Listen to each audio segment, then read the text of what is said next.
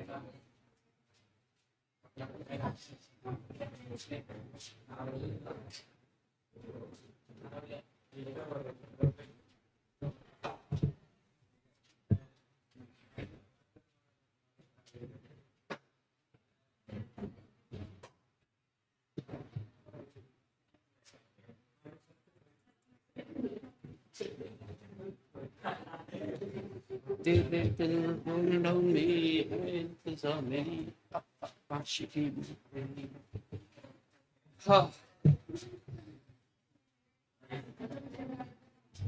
तुमको एसी आ रहा है क्या? पीछे तक नहीं आ रहा? फैन आ रही है? एसी 24 पे? इतना पीछे आप बैठे हो ना, इसलिए शायद वो बोल रहा है कि अभी नहीं। रुको, इसको रोक देता हूँ। अब सिर्फ तुम्हारी तरफ आएगा, ठीक है?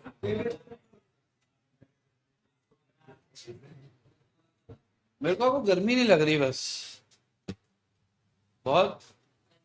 कल कितने लोग आ गए थे? पर मैंने मैसेज तो कर दिया। तुम बहुत दूर से आते हो। अच्छा, मैसेज नहीं देखा होगा।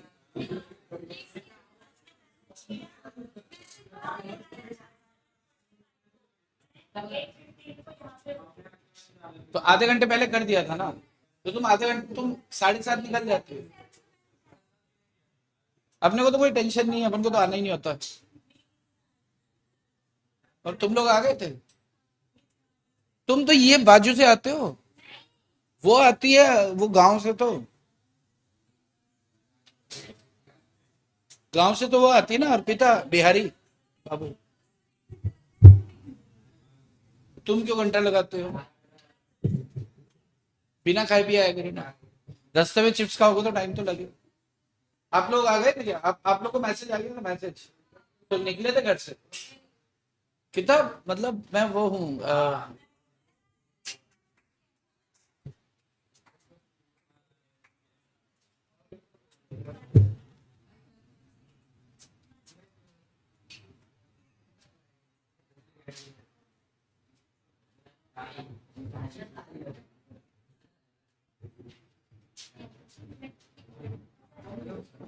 Agency bye ratification. यार, मजा उसी में आता है ना, कि यहाँ ठीक लग रहा है उसमें, कि इसमें। मेरे को तो आपके साथ तो नीचे ही आता, आपके साथ नीचे ही मजा आता है। और सीए इंटर को तो किधर भी पढ़ा दो यार, उनका क्या है। आदत उधर की पड़ी है ना, तो अभी लग रहा है क्या ले रहे हैं यहाँ पे। Agency bye ratification. स्टार्ट करते हैं, स्टार्ट करे भाई, स्टार्ट करे। जय श्री कृष्ण, जय हिंद। वाह यार, एक बच्चा है जिसका नाम है 100 रब। 100 रब मतलब 100 रब। 100 बार रब, 100 बार रब किया तब। मिस्टर यादव जी, ने आंसर किया। रईस, जय श्री कृष्णा, नेहा, पीटी, अलीशा डिमेलो, कृष्णा जी। अरे कृष्णा आई, उससे कृष्णा से याद आया, वो अपनी वो खाए नहीं है तुम्हारी, तो वो है वो खास मृणाल और वो।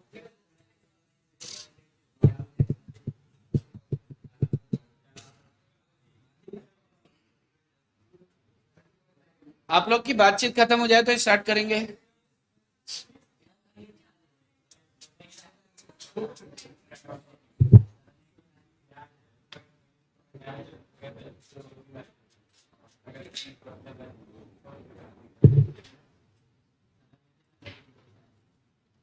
चलो जी, जय श्री कृष्ण, स्टार्ट करें। रेटिफिकेशन के ऊपर हमने कुछ डिस्कशन किया था, और वो डिस्कशन जो था वो बड़ा ही खूबसूरत था। हमने चर्चा किया था रेटिफाई मतलब क्या होता है। हमने बात किया था तब, यस, कल हमारी क्लास नहीं हो पाई क्योंकि आप लोग को मैं नहीं चाहता था कि आप गर्मी में बैठो। तो कुछ बच्चों का मैसेज आया कि साहब गर्मी बहुत है, तो फिर मैंने कहा चलो यार छुट्टी कर देते हैं। तो आपके लिए मैं कुछ भी करने को तैयार हूँ और करता हूँ। रेटिफिकेशन के ऊपर हमने डिस्कशन किया था। रेटिफाई मतलब क्या होता है, एजेंसी बाय रेटिफिकेशन मतलब क्या होता है, एजेंसी बाय रेटिफिकेशन मतलब क्या होता है कि किसी ने आपके आपके बिहाफ पर कुछ काम कर दिया, वो आपका एजेंट नहीं है।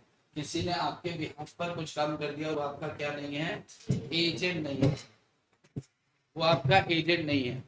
तो आपको क्या करना पड़ेगा, आपको उसको रेटिफिकेशन, थर्ड पार्टी ने पूछा ए तेरा एजेंट है क्या, अगर आपने बोल दिया हाँ, तो फिर आपकी हाँ क्या होगी, आपकी हाँ को ही क्या बोलेंगे, रेटिफिकेशन। आपके आपने रेटिफाई कर दिया। क्लियर है।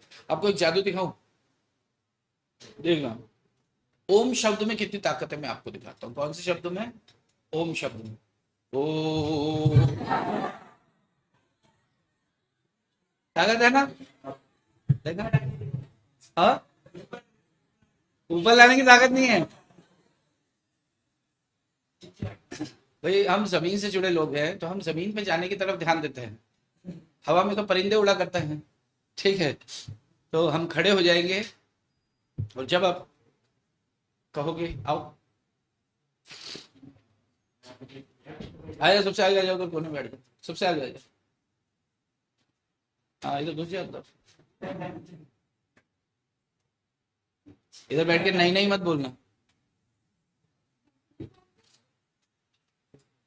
चलो, तो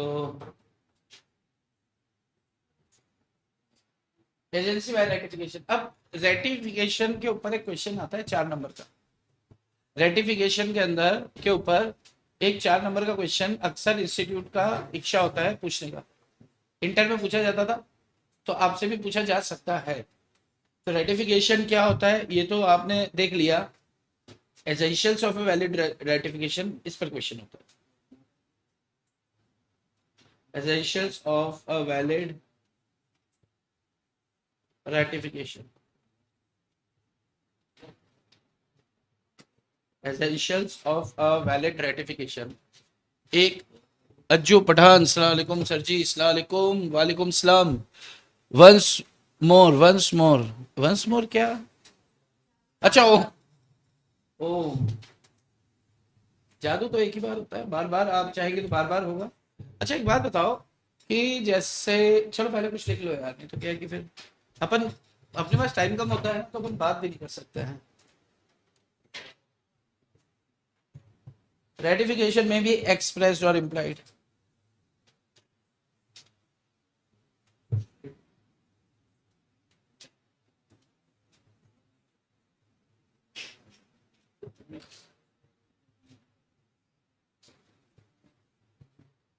कोई 7-8 पॉइंट्स इसमें है, कोई 6 पॉइंट्स आपको याद रहना चाहिए, ठीक है। रेटिफिकेशन में भी ये और वो, knowledge, requisite for valid ratification,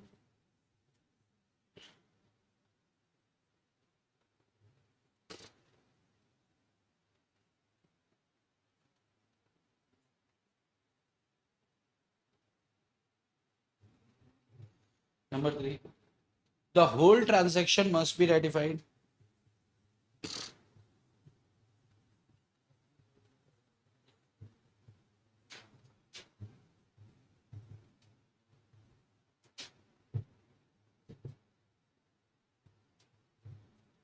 The whole transaction must be ratified.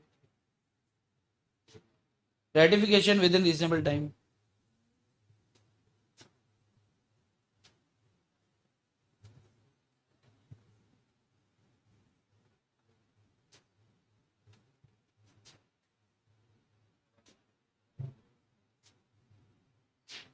Ratification within reasonable time.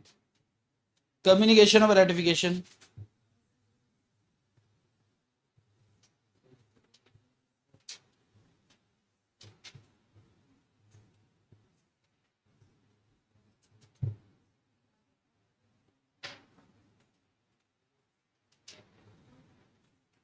Act to be ratified must be valid.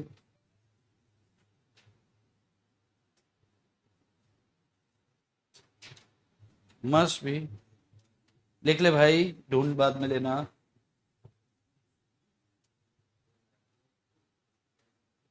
Ratification cannot injure third person.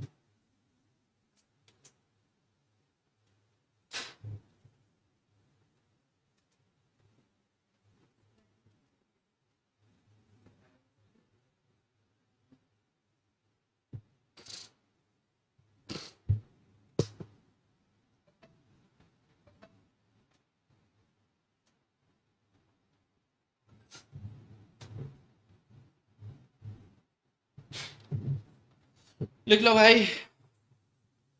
इसमें से कोई 4 से 5 पॉइंट्स आपको पता होने चाहिए एग्जाम पॉइंट ऑफ व्यू से. एक 4 नंबर का क्वेश्चन छप गया समझो. एजेंसी से अगर कोई क्वेश्चन आता है तो 2-3 क्वेश्चन महत्वपूर्ण बनता है, जिसमें से ये अति महत्वपूर्ण प्रश्न होता है. तो इसके बाद हम सेकंड क्वेश्चन देखेंगे जिस पर क्वेश्चन बनता है. कहीं से तो डायरेक्ट क्वेश्चन आएगा और यहीं से तो डायरेक्ट क्वेश्चन आएगा. यहीं से संभावना है कि डायरेक्ट क्वेश्चन पूछा जाए, तो हो सकता है यहाँ से क्वेश्चन आए. लिख लो आप.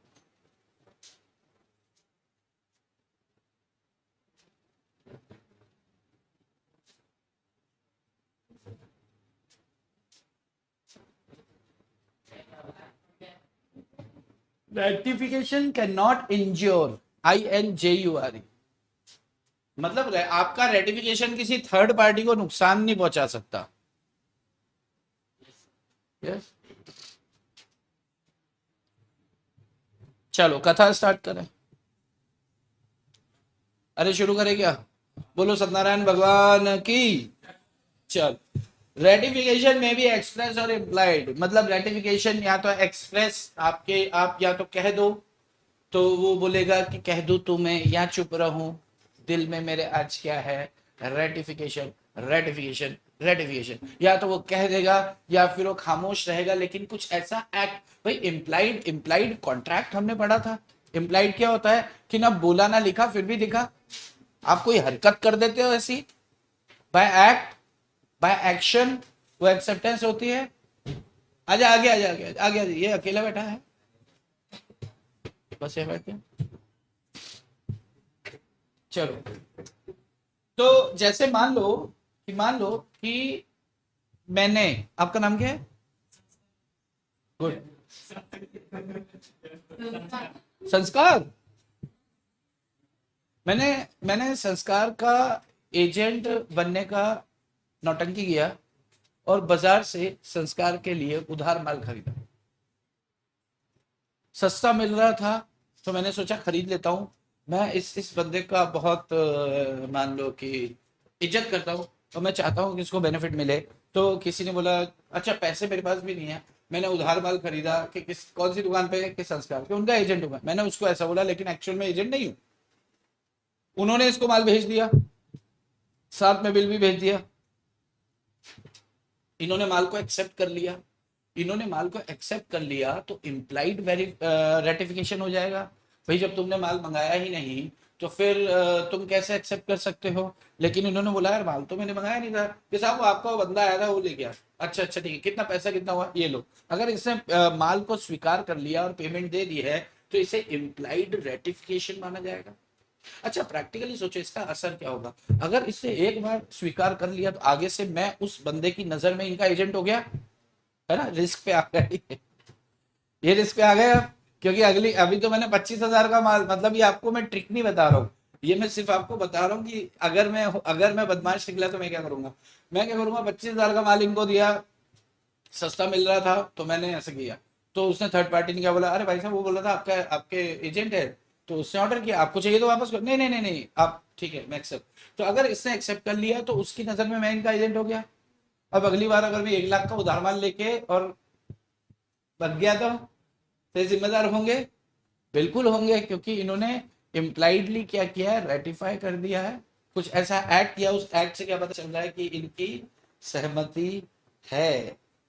Yes yes okay. Point number 1 ये जो हुआ, 2 लाइन लिख सकते हैं इसके अंदर। अच्छा आपके साथ आपको जो कुछ बच्चों का ऐसा एक डाउट चल रहा है ना कि लिखने में प्रॉब्लम आता है, इधर गया तो इधर, इधर गया तो ठीक, लिखने में प्रॉब्लम आता है, तो लिखने में कितने लोग को, ईमानदारी से हाथ खड़ा करो कि कितने लोग को लिखने का प्रॉब्लम है? ठीक है, आप लोग का लिखने का कोई प्रॉब्लम नहीं है, झूठ बोल। आप लोग को आप स्टेटमेंट फ्रेम कर सकते हो, तो फिर आपको लिखने का कभी प्रॉब्लम नहीं है। अगर आप स्टेटमेंट, आपको इंग्लिश का स्टेटमेंट बनाना आता है तो फिर आप कर सकते। आपको स्टेटमेंट ही नहीं बनाना आता तो उसका तो कोई इलाज ही नहीं। भाई is am are was were will shall ये वो, इसी में दुनिया फंस के रह जाती है अपनी, बहुत बार ऐसा होता है। लेकिन अगर वो समस्या है तो उसका कोई निराकरण नहीं। लेकिन अगर वो आपको स्टेटमेंट फ्रेम करना आता है और जवाब का किस तरीके से क्राइटेरिया अपन को बनाना कैसे है, उसके ऊपर अगर आप चर्चा करना चाहेंगे तो हम करेंगे। उसके ऊपर हम डिस्कशन करेंगे कब? कल। कब करेंगे? कल। कल या आज? कल करते हैं। कल एकदम गाजे बाजे के साथ अपन इसके ऊपर डिस्कशन करेंगे। और क्या बोल रहे हैं? तो फिर मैं आपसे लिखवा के भी देखूंगा एक एक आंसर, एक मैं सिखाऊंगा, एक मैं लिखाऊंगा, उसको मैं देखूंगा। उसके बाद उसमें क्या आप ये मत समझना कि अपन को राइटिंग सेशन 15 सेशन होंगे, 15 में भी कुछ नहीं सीखोगे और एक में भी सीख जाओगे। बात पकड़ में आ रही है? आपको टेक्निक पकड़ना है। आपको ऐसा नहीं कि मेरे को 25 क्वेश्चन लिखने हैं, बिल्कुल लिखो आप, रोज का एक क्वेश्चन लिखो तो 35 से 40 दिन, अभी कितने एग्जाम में कितने दिन बाकी है? 70, 76 दिन बाकी है तुम्हारे एग्जाम में। तो मैं ऐसे ही घबरा रहा हूं यार। अरे कल वल नहीं लिखेंगे, मैं एग्जाम तो 76 दिन बाद है, तुम्हारे बावड़े हो गए क्या? आपकी डेट क्या एग्जाम की? 20 जून। इसकी तो, और 4 दिन 8 दिन में पेपर होते हैं, 4 दिन में हो जाते हैं, एक दिन की छुट्टी भी होती है इसकी मां की यहाँ।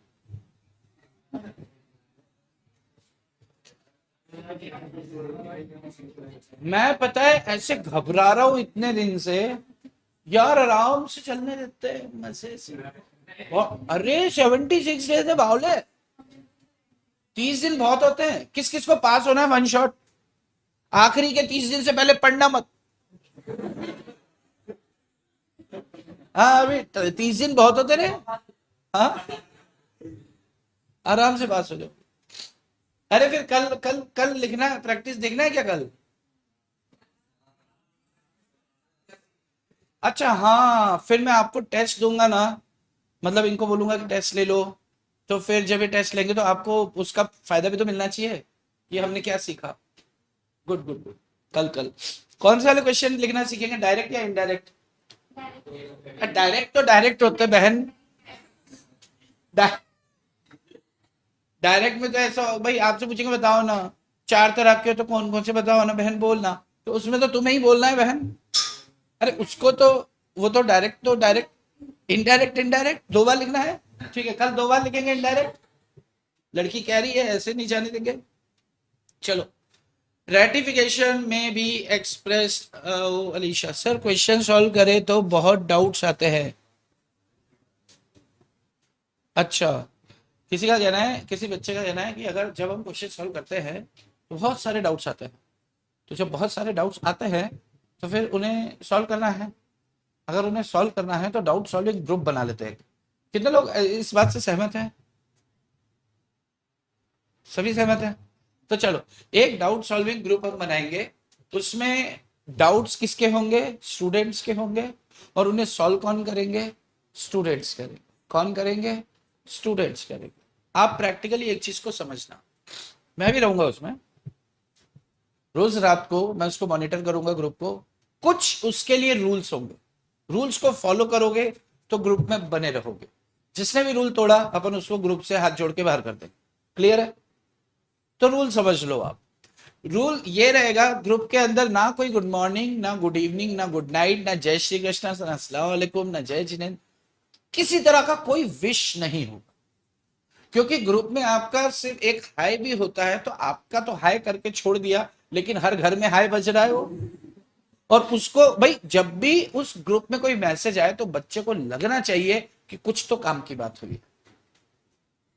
बात समझ में आ रही है? आपका हाय हेलो दुनियादारी कुछ भी नहीं। रूल संख्या 1। रूल संख्या 2, आपको किसी तरह का डाउट है, आप डाउट को पोस्ट कर दो। आधे घंटे में कोई रिप्लाई नहीं आया तो भी उसको आपको नहीं छूना है, ना छेड़ना है।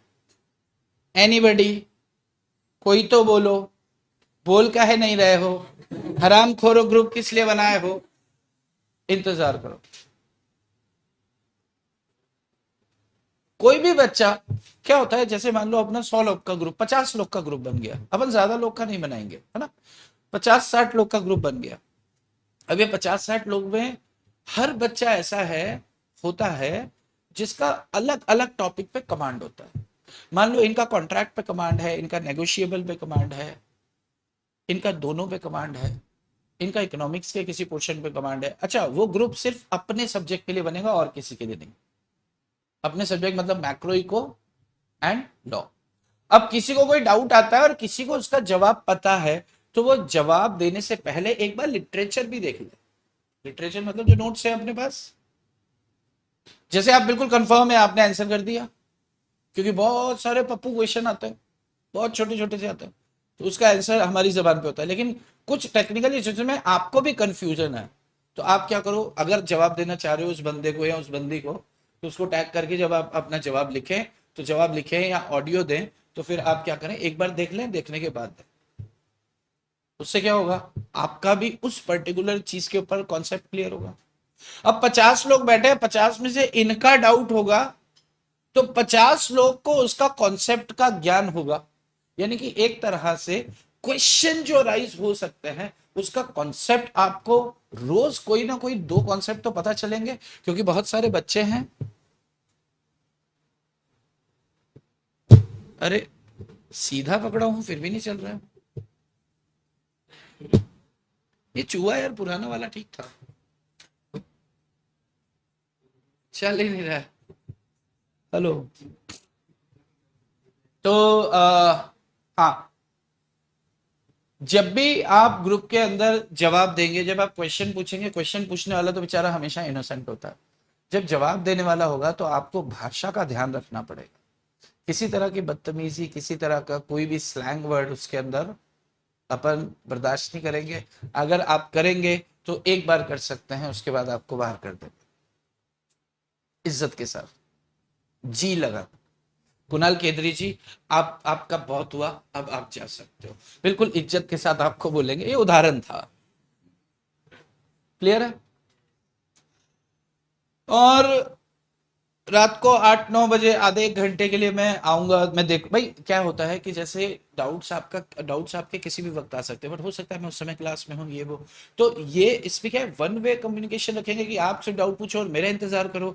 तो अगर किसी को आता है तो आपको ज्यादा समय नहीं लेना समय नहीं आपको वो करना पड़ेगा। क्लियर है? तो इससे क्या है कि आपका तुरंत तुरंत डाउट सॉल्व होता जाएगा। मैं शाम को आऊंगा तो मैं सिर्फ ये चीज देखने आऊंगा कि किसी तरह का कोई आप मिसबिहेव वगैरह, कोई झगड़ा पट्टा तो चालू नहीं हो गया आपके बीच में। जब आप ऑपोजिट सेक्स बात करेंगे, ऑपोजिट सेक्स मतलब अगर आप किसी लड़की की बात का जवाब दे रहे हो या फिर किसी लड़के की बात का जवाब दे रहे हो, आपको बिल्कुल जबान का ख्याल रखते हुए तहजीब के साथ आपको चर्चा करनी है, अगर करना चाहते हो तो। आप अगर उनके जवाब से संतुष्ट हैं तो आपको सिर्फ रिएक्ट करना है, थैंक यू, मुझे तो बहुत अच्छे से समझ आया, तुम नहीं होती तो मेरे जीवन का क्या होता, ओ माय गॉड, आखिर तुम हो कौन, स्माइलिंग, स्माइली नाम लिखा है पर मैं जानता हूं स्माइली तो नहीं हो तुम हो तो कोई और। तो आपको इतनी कहानियां गाने नहीं गाने। अगर आपको उसके जवाब से समझ आता है, आपको क्या करना है, सिर्फ एक रिएक्ट कर देना है, ठीक है? मैं अगर किसी तरह की कोई इंफॉर्मेशन देता हूं, जैसे कभी क्लास को लेकर हो गया, नोट्स को लेकर हो गया, तो आपको उसके ऊपर किसी तरह का कोई जवाब नहीं देना है, आपको सिर्फ रिएक्ट करना है, यस सर भी नहीं लिखना है, क्योंकि आपका एक यस सर ऐसे सबका yes sir yes sir yes sir yes sir yes sir yes sir करते करते सबको अलग अलग टाइम पे ब्लिंक होने वाला है। सिर्फ रिएक्ट कर देंगे आप, आपको सिर्फ अंगूठे दो। बात समझ में आ रही है कि बहुत कम बात हो उसमें, और जितनी हो वो बहुत सारी हो, तो वो सब किससे संबंधित हो, सिर्फ काम से संबंधित। अगर आप इन सब शर्तों से संतुष्ट हैं तो हम ग्रुप बना देंगे। तो उस ग्रुप के एडमिन होंगे दो लोग, एक मैं होऊंगा और एक होंगे कुणाल जी। कुणाल जी ग्रुप आपको बनाना, ठीक है? और ग्रुप में सब बच्चों को शामिल नहीं करना है, ग्रुप में सबको शामिल नहीं करना। जो जो अपने को, अब मुझे या आपको मैसेज डालता है, वो लोग के साथ मुझे ग्रुप, भाई जिसकी इच्छा हो उसे बैठाओ। नहीं तो क्या है, वेले लोग भी बैठेंगे तो एकदम से कुछ भी फिर सबको समझाते फिरेंगे, भाई इसमें ये बात नहीं करनी है भाई, तो किस किस को बाहर करेंगे? यस। और कुणाल केदरी जी ने अगर किसी को बाहर किया तो ये मान लेना कि मैंने बाहर किया, ठीक है? मैं आपको मैसेज डाल दूंगा ताकि सारा झगड़ा आप देखो।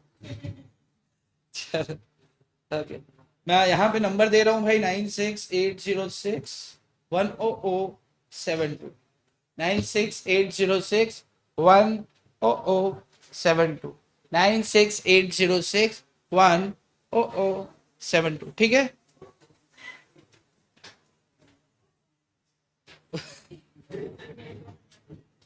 इसमें आपको ध्यान रखना है कि कुछ बच्चों को तो बहुत ज्यादा ध्यान रखना है, कुछ बच्चों को, ठीक है?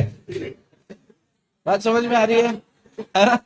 नहीं तो पता चले जैसे ही आप आए, मैंने पूछा कि भाई ये क्वेश्चन, मैंने बोला ये क्वेश्चन जवाब है नहीं।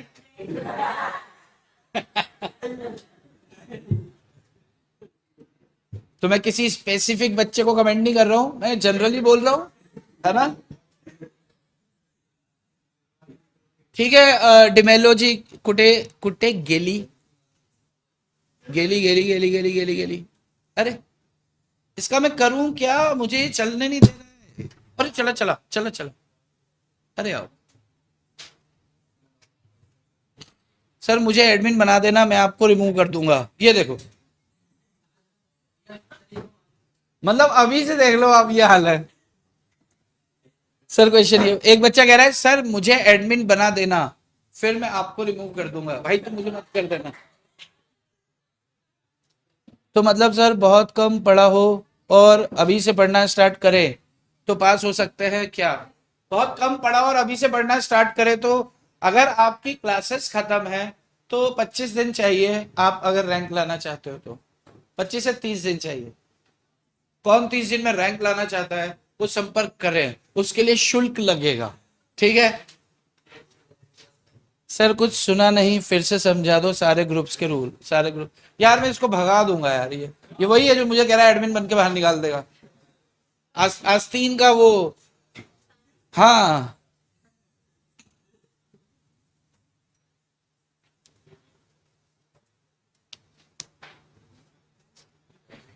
बोलना हल्के हल्के, बोलना हल्के हल्के। अच्छा, मैंने आपको नंबर दे दिया है, अगर आप मेरे नंबर पे मैसेज करते हैं तो आपको दो चीजें बतानी है, आपका नाम और आप कहाँ से हो, और फाउंडेशन के स्टूडेंट हो, क्योंकि इंटर के हो पता नहीं चलेगा। आपका नाम बताना है, आप कहाँ से हो, ठीक है? भाई जैसे आप लोग जो लड़के और ये, आपको तो कुणाल का नंबर तो है आपके पास, तो आप तो आपको तो ये ऐड कर ही लेंगे कुणाल जी, ठीक है, लेकिन आपको एक मैसेज डालना पड़ेगा, कुणाल जी प्लीज ऐड में।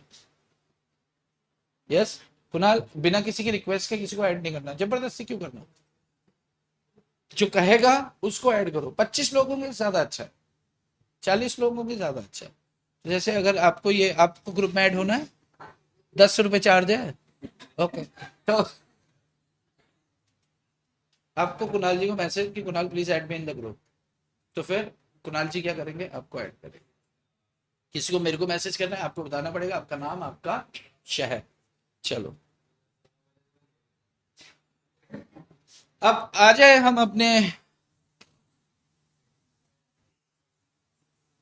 और ऑफर आपके लिए अभी भी खुला है, वो अपन ने ऑफर दिया था ना कि अगर 80% से ज्यादा लेकर आओगे तो गोवा ट्रिप। लैपटॉप था, लैपटॉप था कि गोवा ट्रिप था? हाँ दोनों था, दोनों नहीं था, तीनों था, बैंकॉक में मसाज सर्विस भी थी। हाँ night life and massage service, उधर जाओ रात में बहुत सारी लाइट, फिर आपको उधर वो रशियन आपको मसाज कर रही है, आपको मजा आ रहा। हाँ, हाँ, उसके इतना मजा चाहिए तो 80% मार्क्स ला के दिखाओ लॉ के अंदर। इको की बात नहीं कर रहा हूँ, लॉ की बात कर रहा हूँ।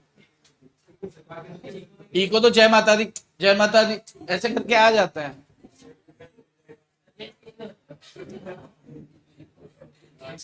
चलो चलो हम वापस आ जाएं, ठीक है, आपका काम हो गया जी। अच्छा ये भी बोला लैपटॉप था, अच्छा लैपटॉप था, ठीक है, 80% में लैपटॉप है। और बोलो, मैं इसको साइलेंट पे कर दूं फोन ना भी, ऐसे।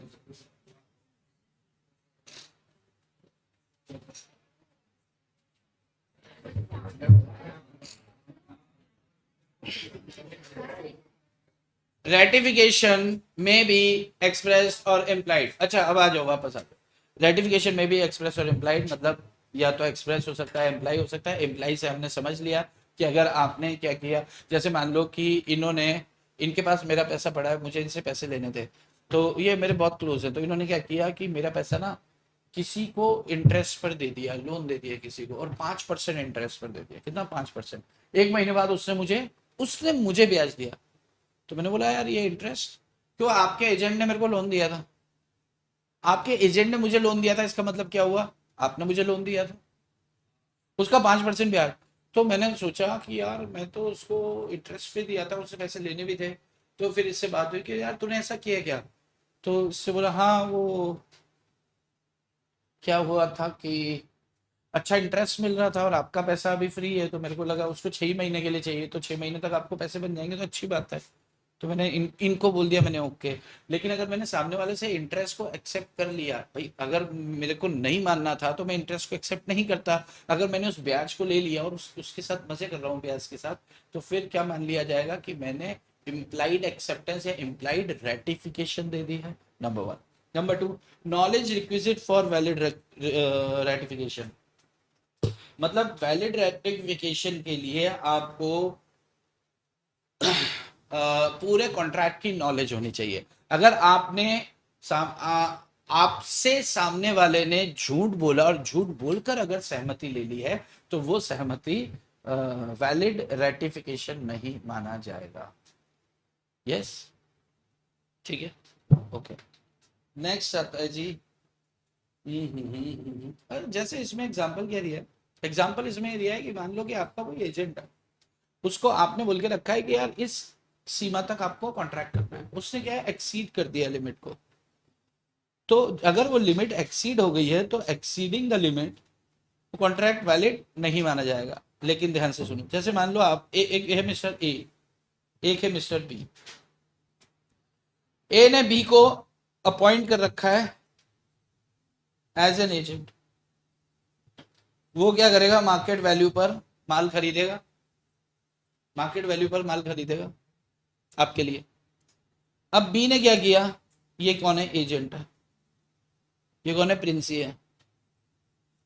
बी ने क्या किया कि एक जमीन खरीदनी थी, बी ने एक जमीन खरीदी, लैंड परचेज किया फॉर प्रिंसी। लैंड की मार्केट वैल्यू थी 25 लाख, लेकिन इसने कितने में खरीदी पार्टी से? 40 लाख। 15 लाख रुपए एक्स्ट्रा पे किए। जब प्रिंसिपल ने पूछा कि यार इतनी महंगी, कि सर कॉर्नर का प्लॉट है, हाईवे निकलने वाला। सर अंदर गली में लेंगे ना तो गली में आपको सस्ते मिल जाएंगे, लेकिन ये क्योंकि ये कॉर्नर का प्लॉट है और हाईवे निकलने वाला है, तो इससे बोला पता नहीं कब निकलेगा यार। नहीं सर, आपका क्या उद्देश्य है, सुपरमार्केट डालना है क्या? हाँ, तो सुपरमार्केट पूरी कॉलोनी के अंदर सर कॉर्नर वाले प्लॉट पे ज्यादा अच्छा होगा, 2 दरवाजे होंगे। आपको इतना तो आपको भी आइडिया होगा कि जो कॉर्नर के प्लॉट होते हैं उनकी वैल्यू इन जनरल ज्यादा होती है। क्यों? क्योंकि 2 एंट्रेंस होते हैं। तो उसने बोला सुपर मार्केट है तो मजा आएगा। तो उसने बोला चलो ठीक है यार, उसने ओके कर दिया। ओके कर दिया मतलब उसने इस ट्रांजैक्शन को रेटिफाई कर दिया। रेटिफाई कैसे कर दिया भाई? तुम्हें मार्केट वैल्यू पर खरीदने के लिए ऑथराइज कर रखा है, तुमने एक्स्ट्रा पे कर दिया। मार्केट वैल्यू तो जमीन का 25 लाख है, लेकिन वो अगला मान नहीं रहा। वो तो भाई जिसकी जमीन है, मार्केट वैल्यू खड्डे में गई। मार्केट वैल्यू क्या बोलती है कि उस एरिया, उस लोकेलिटी में क्या रेट चल रहा है, यही मार्केट वैल्यू बोलती है। लेकिन अगर उसमें कोई पागल बैठा हुआ है, वो बोलता है मैं तो 1 करोड़ से कम बेचूंगा नहीं, तो उसका कोई इलाज नहीं है फिर। अब उसका ये इलाज है कि आप मत खरीदो, लेकिन आप भी बोल रहे मैंने भी खरीदनी है, अब खरीदनी वही है तो फिर भाई पे करना पड़ेगा। तो यही इस पागल वाले के साथ है। यस, तो इसने बोला 40 लाख, अच्छी बात। थोड़ी देर और थोड़ी आगे और जाकर देखा तो एक कॉर्नर का प्लॉट और था, वो 25 लाख में मिल रहा है। अब ये वाला क्यों? तो उसने फिर एजेंट ने बोला कि सर ये एकदम बीच में है ना, पूरी कॉलोनी के हार्ट में है ये, तो सारे लोग इधर आएंगे, इकट्ठे हो जाएंगे। यानी कि एजेंट उसको इतना समझा रहा है, इसका मतलब कहीं ना कहीं एजेंट को मजा आया है इस ट्रांजेक्शन में। Yes, okay. आप मान लो उस के जमीन के ऊपर काम वाम चालू हो गया, सब कुछ हो गया। फिर बाद में ए को ये पता चला कि ये जमीन किसकी है। ये जमीन खुद बी की थी। साले ने अपनी जमीन हमें बेच दी। ये जमीन किसकी थी? बी की थी। और इसने क्या किया, अपनी जमीन ही हमको बेच दिया और सीक्रेट प्रॉफिट अर्न कर लिया।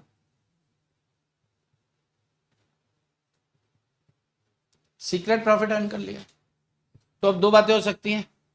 अगर आपने रेटिफाई कर दिया था, या तो आप इस रेटिफिकेशन को कैंसिल कर सकते हो। क्यों? क्योंकि इसकी बुनियाद झूठ थी। भाई जो भी एक्ट रेटिफाई किया जा रहा है, एक वैलिड रेटिफिकेशन के लिए नॉलेज होना बहुत जरूरी है, और यहां पर नॉलेज आपको नहीं थी कि ये जमीन किसकी है। यस, तो उसने कितना सीक्रेट प्रॉफिट अर्न किया? 15 लाख।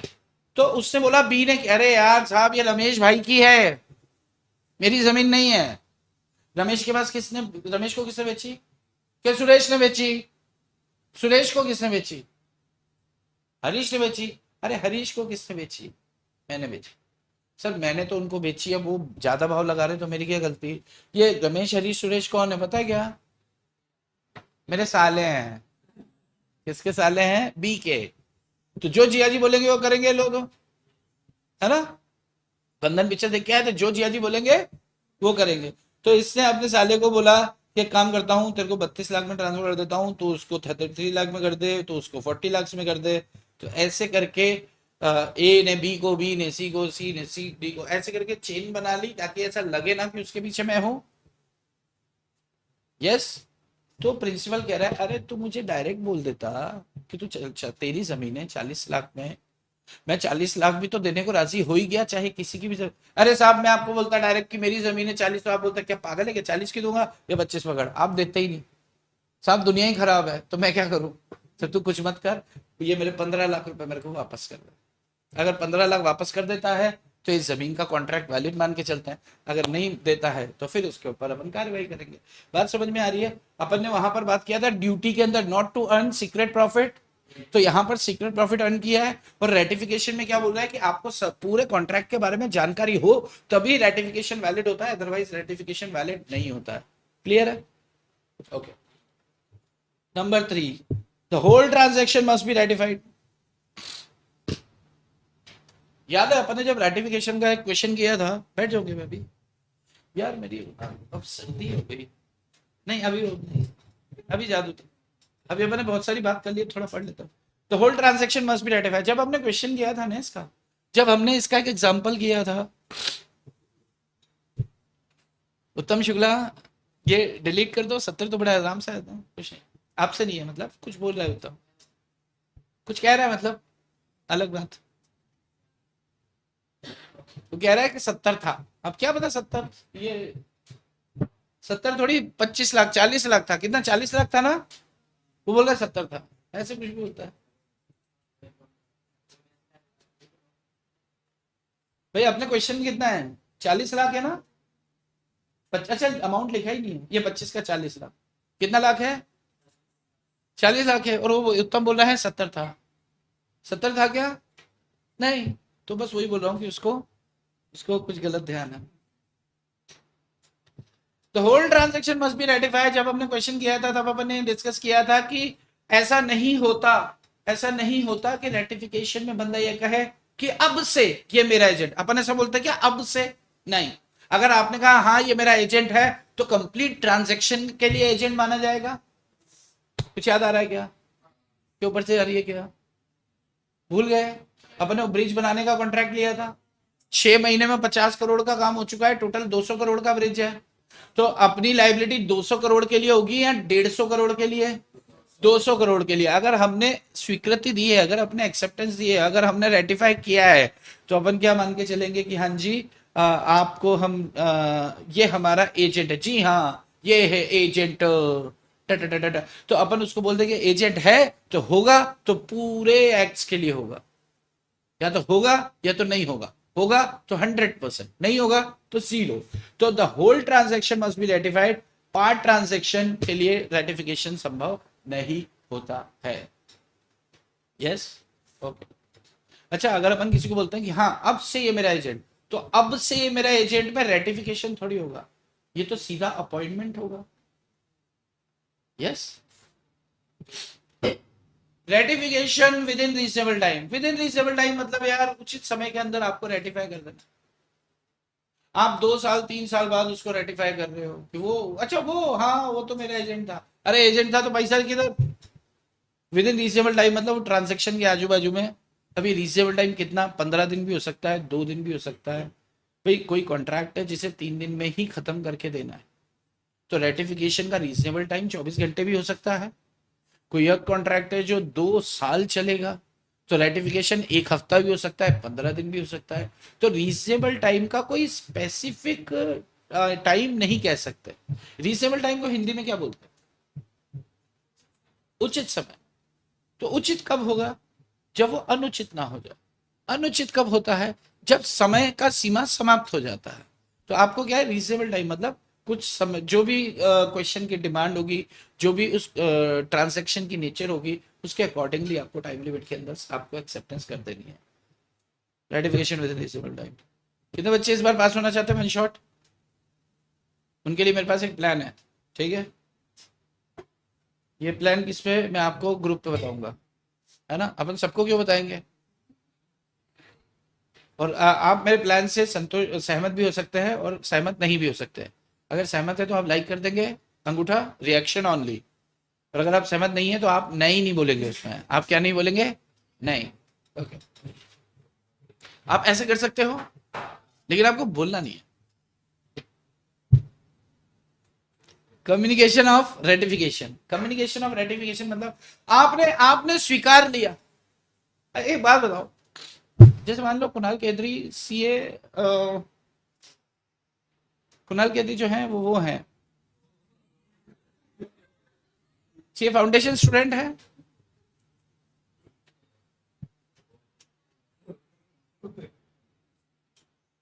ये जब सीए सीए फाउंडेशन से पहले 12th में थे, तो ये किसी इनकी एक महिला मित्र थी, इनकी एक गर्लफ्रेंड थी, इनको पसंद थी, मतलब ऐसा होता है ना कि मन में।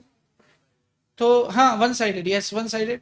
फिर ये फाउंडेशन में आए, ये भी उसे देखा करते थे, वो भी इसे देखा करती थी, दोनों एक दूसरे को देखा करते थे। फिर उसके बाद इंटर में आए, फाइनल में आए,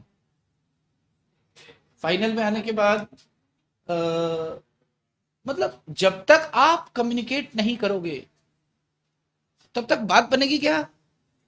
सिर्फ सोचने से, जैसे रोज घर पे जाते हो सोचते हो कि कल कल मिलेगी तो ऐसा कहूंगा, फिर उसका जवाब ये होगा, फिर मैंने ऐसा कहना है, उसके बाद ये हो ही जाना है, और अगले दिन हिम्मत टूट चुकी होती है। तो आपको हिम्मत करना है कुणाल। तो मतलब जब तक आप कम्युनिकेट नहीं करोगे, एजेंसी बनेगी क्या? नहीं बनेगी। यानी कि इस या किसी भी रिलेशनशिप के लिए आपको कम्युनिकेट करना जरूरी है। Have to communicate. रेटिफिकेशन, आप भाई किसी ने आपके लिए कोई काम किया, आपने देख लिया अच्छा इससे मैं काम किया, आज से तो ये मेरा एजेंट है, आपने ऐसा सोच लिया, सोचने से एजेंट होगा क्या? आपको कम्युनिकेट करना पड़ेगा किसको? थर्ड पार्टी को। एजेंट को, एजेंट को कम्युनिकेट करेंगे हम? एजेंट तो खुद कर आया काम। अरे अरे फंसेंगे किधर हम? थर्ड पार्टी से ना।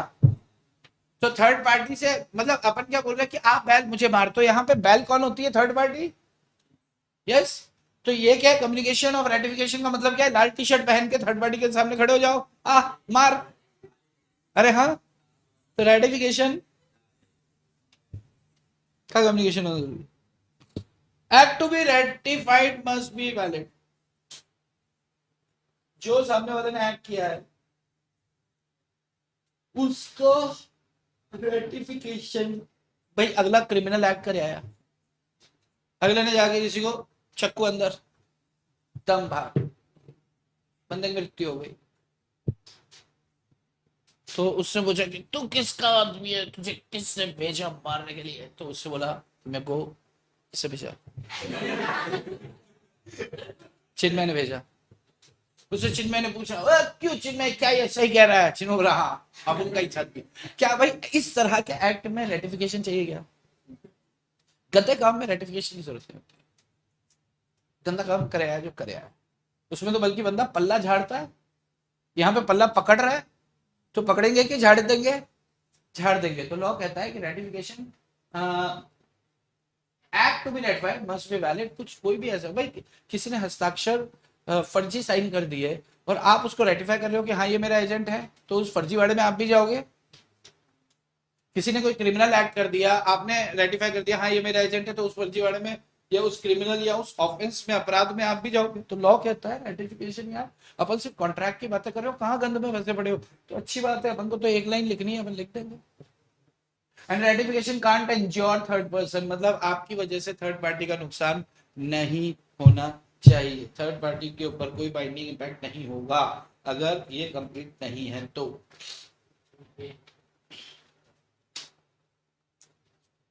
खत्म होता है तो भाई जैसे मान लो कि आपके पास प्रिंसिपल कौन है? कुणाल केतरी। ये है थर्ड पार्टी और मैं हूँ एजेंट। एजेंट नहीं हूँ मतलब मैं ऐसे ही हूँ, कुछ भी हूँ। तो इनका, कुणाल केतरी का कुत्ता इनके पास है, कुणाल का कुत्ता इनके पास है। तो मैंने इसको बोला ए सांप का कुत्ता दे दे, तो उसे बोला दूंगा ना, मैं सांप का एजेंट हूँ। तेरे को देखा नहीं कभी, तो आज देखना। भाई जिसको कभी नहीं देखा उसको हम कब बोलते हैं कि कभी नहीं देखा? जिसे देख रहे होते हैं। अरे जिसे हम देखते हैं उसी उसी दिन बोलते हैं ना कि यार तुम्हें कभी देखा नहीं, तो उसको ऐसा क्यों बोल रहे हो? आज खुद देख लो। देख लिया? तो इसने बोला नहीं मैं नहीं मानता तुम एजेंट। मैंने कहा हूँ बे, जब तक वो रेटिफाई नहीं। अच्छा मान लो कि इसे नहीं माना और मैं चला गया, 3 दिन बाद कुत्ता मर जाता है, 3 दिन बाद कुत्ता मर जाता है, कुणाल इस पर चढ़ गया, मैं भी वहां पहुंच गया। अब मुझे तो इससे पर्सनली दुश्मनी निकालनी है क्योंकि ये हमेशा मेरे को क्या बोलता है? नहीं। तो अभी भी क्या बोला है इसने? नहीं बोला। तो फिर मैंने बोला अरे कुणाल बाबू, मैं एजेंट है ना तुम्हारा, मैं आया था इसके पास, इसे नहीं दिया यार, अभी मर गया वो, मेरे को मालूम था तो कुत्ते के साथ कुछ तो किया है, मतलब उसको कुछ गलत खिलाया है। तो अब कुणाल बोलता है हाँ हाँ तुम तो मेरे एजेंट हो। फिर कुणाल ने क्या किया? ऐसे करके आंख मारी। तो अब ये रेटिफाई बाद में कर रहे हैं, कल को कुणाल के कुत्ते को कुछ हो गया तो, क्योंकि जब मैं मांगने गया तब रेटिफाइड नहीं था और इसको किसी तरह का डाउट भी है, तो थर्ड पार्टी के लिए कोई नुकसान वाली बात नहीं होगी। बात समझ में आ रही है? ठीक है। जिस जिसमें आपको लगता है कि एग्जाम्पल देना आसान है वहां पर एग्जाम्पल दीजिएगा, जहां पे आपको लगता है होशियारी है, फंस रहे हैं, एग्जाम्पल देने की कोई जरूरत नहीं। जैसे मैं आपको बताऊं कि यहाँ पर आप the whole transaction must be ratified. इस पे आप लिख सकते हो एक दो लाइन एग्जांपल में कि पूरे ट्रांजेक्शन के लिए होगा। जैसे कि ट्रांजेक्शन 1 करोड़ का था और 25% काम पूरा हुआ था, उसके बाद रेटिफिकेशन आया, तो रेटिफिकेशन 75% के लिए नहीं 100% एक्ट के लिए माना जाएगा, उसे चाहे कभी भी रेटिफाई किया हो। दे सकते हैं एग्जांपल, ठीक है। आप चाहे तो एक्सप्रेस और इम्प्लाइड में दे सकते हैं कि ए ने बी को माल ए ने बी के बिहाफ पे माल खरीदा, वो उसका एजेंट नहीं था और उस माल को उसने एक्सेप्ट कर लिया, उसका माल को एक्सेप्ट करना ही इम्प्लाइड रेटिफिकेशन है। आप बड़े आराम से लिख सकते हो। तो एक या दो उदाहरण बहुत है, बाकी आपके आंसर को साइज देगा ये। अरे साइज तो चाहिए ना भाई, तो आपके आंसर को भाई आप प्रैक्टिकली थोड़ा समझ के चलना। इधर आओ रे। आपको कितने 100 नंबर का पेपर आता है? आपको टाइम कितना होता है? 3 घंटे।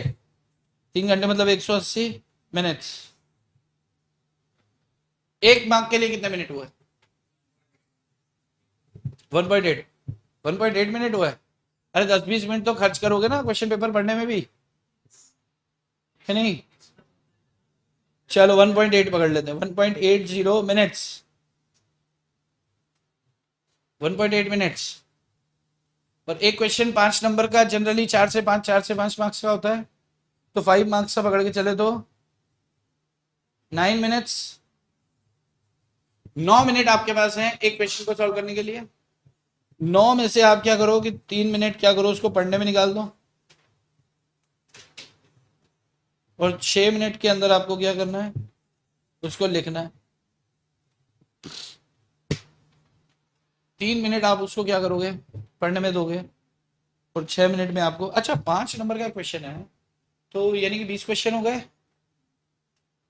20 क्वेश्चन हो गए, एक पे 9 मिनट तो 180 मिनट।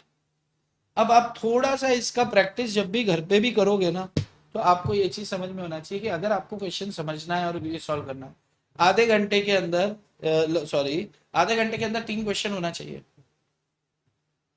मैं ठीक बोल रहा हूँ क्या? पहले आधे घंटे के अंदर आपके 3 क्वेश्चन सॉल्व हो जाना चाहिए, दूसरे आधे घंटे के अंदर आपके 3 क्वेश्चन और सॉल्व हो जाना चाहिए। यानी कि पहले घंटे में 30 मार्क्स का आपका आउटपुट होना चाहिए। कितना? 30 मार्क्स। क्योंकि जब घंटा संख्या 2 आता है, जब घंटा संख्या 2 आता है, उसमें क्या होता है, हमारी स्पीड बढ़ जाती है।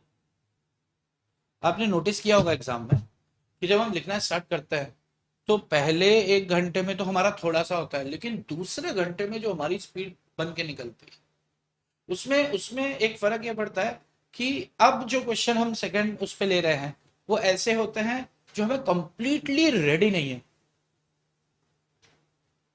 कुछ क्वेश्चन ऐसे, भाई मान लो कि 20 क्वेश्चन है, 20 में से 6 से 8 क्वेश्चन तो ऐसे होंगे जो एकदम छाप के आते हैं, अपन वैसा वाला हो, तो पहले घंटे में अपन वही पकड़ते हैं जो हमें अच्छे से आता है।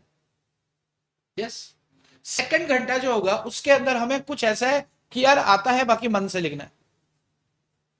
यस। तो जितना आता है, जितना मन, अब उसमें स्पीड इसलिए बढ़ जाती है क्योंकि अपन को सोचना नहीं है, अपन को जो लिखना है बस। तो दूसरे घंटे में स्पीड बढ़ जाती है, दूसरे घंटे में आप 40 मार्क्स का बड़े आराम से खींच सकते हो।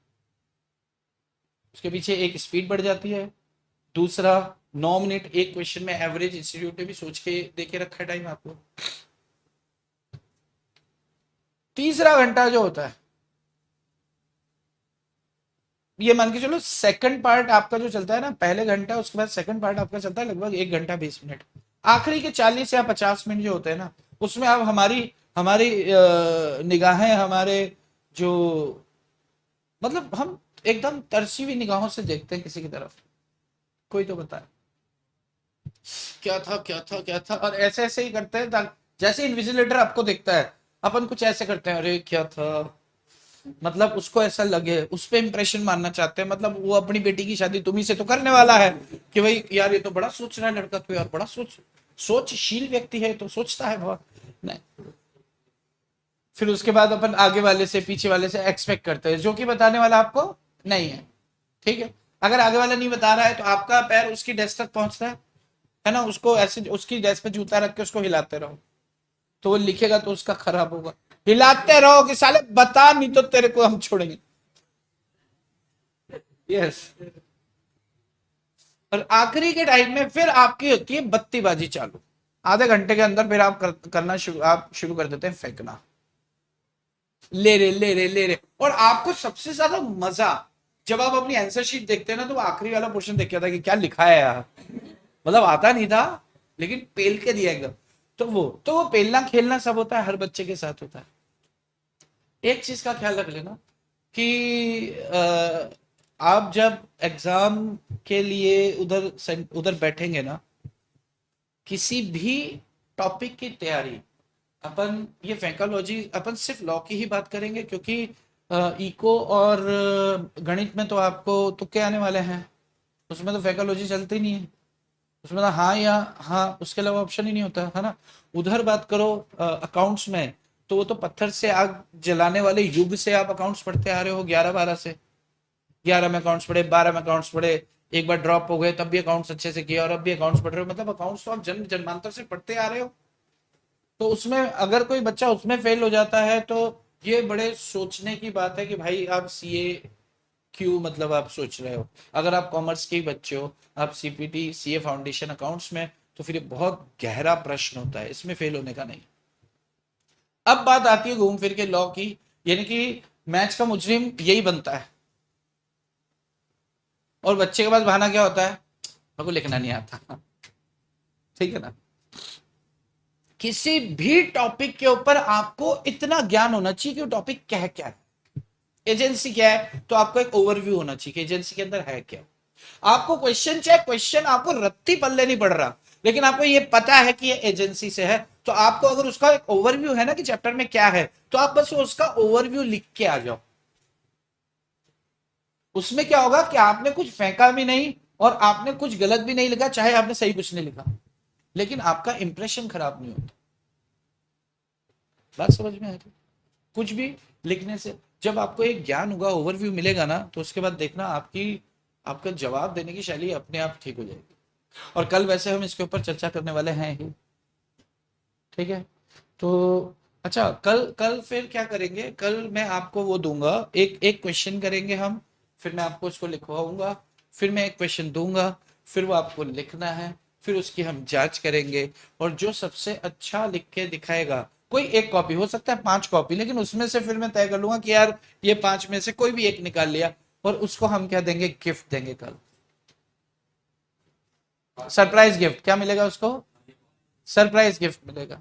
ठीक है। तो अब मैंने आपका सवाल ही खत्म कर दिया कि गिफ्ट में क्या मिलेगा, क्योंकि मैंने क्या कह दिया आपको, सरप्राइज गिफ्ट मिलेगा। ठीक है, वरना अभी इस बात को लेकर चर्चा चलती कि मिलने क्या वाला है। चलो, okay, agency bye ratification is okay. Next लिखो, एक्सटेंट ऑफ एजेंट्स ऑथोरिटी।